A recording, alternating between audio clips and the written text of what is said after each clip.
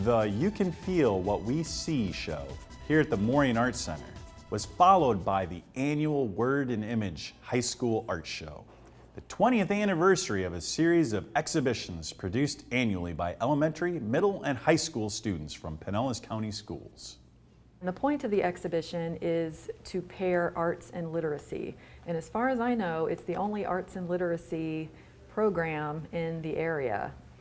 What each student has to do is to create a piece of art and a written piece and combine them according to the theme. And then it goes through a jurying process. And then we select about 75 pieces for each show.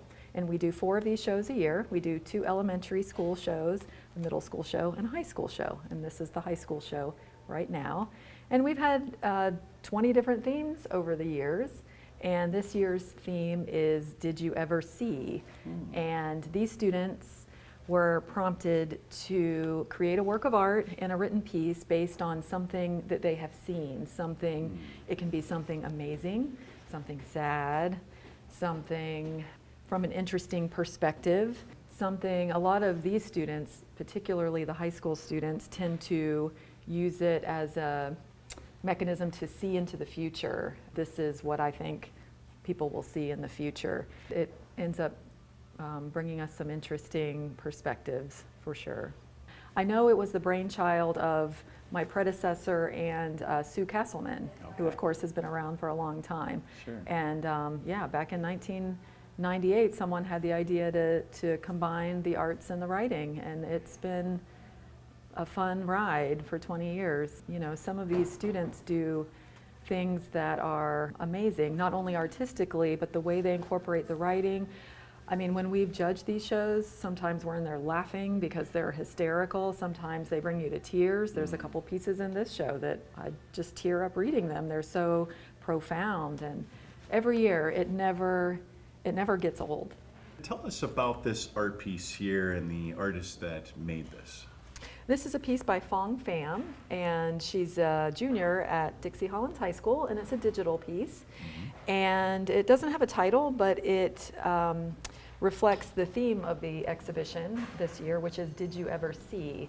And in her writing and in her work of art, she talks about how an artist can get stuck in their head and how they're kind of dreaming of worlds that don't exist. Sometimes they're scary, sometimes they're fantastical, beautiful, and so her artwork and her writing is about how she can't get out of her own head to focus on what's real. She's just thinking of her own fantasy world, and I think it's a really fantastic piece of writing that goes along so beautifully with her digital art piece, and it won one of the top 3 awards in the exhibition.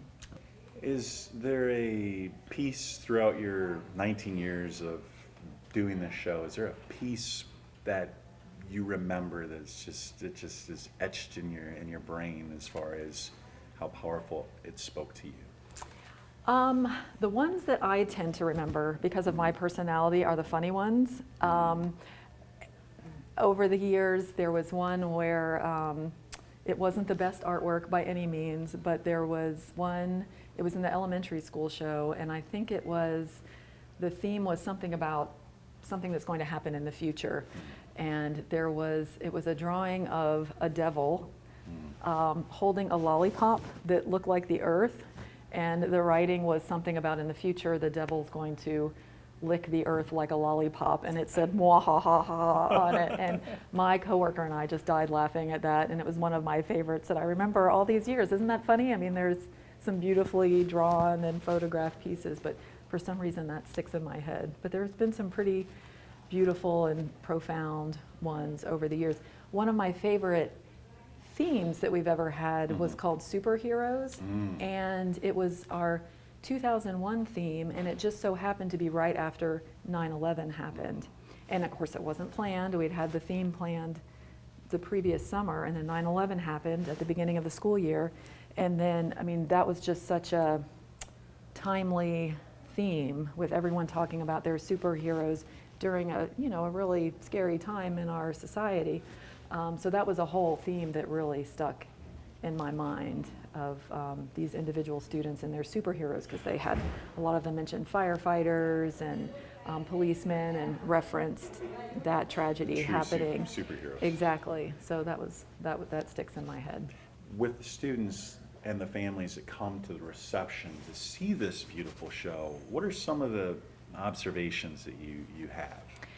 Out of all of the things that I do here, and I work with mostly grown-up artists, established artists, emerging artists, this is my favorite thing that I do. This is the mission of the Art Center. This is just the heart and soul of what we do.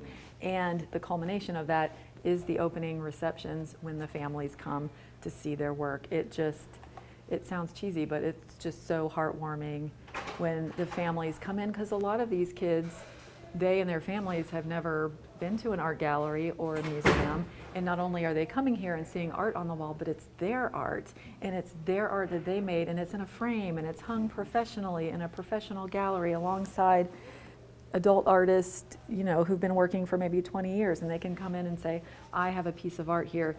And it's so nice to see the families come and they gather around the students' work and they take pictures. It's like the paparazzi back here. And awards are given. And awards are given. Yeah, we give out for every word and image show, we do the 3 top awards. They each get a scholarship to a free week of summer camp at the Art Center, or a free class if they're in high school. So it's a good deal, and it's just really heartwarming. Tell us how how the Morean funds this show. I mean, it must take some type of sponsor or money to help put on a great show like this. It sure does. There's expenses with everything that we do as a nonprofit.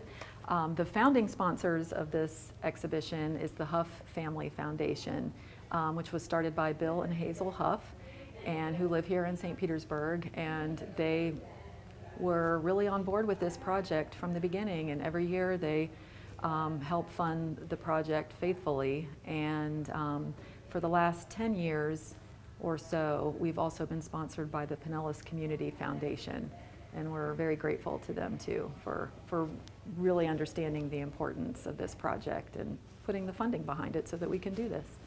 That's it for this edition of Spectrum of the Arts. Before we go, a tip of our hat to Pinellas County Schools Superintendent, Dr. Michael Grego, who was recently named Superintendent of the Year from the Florida Art Education Association.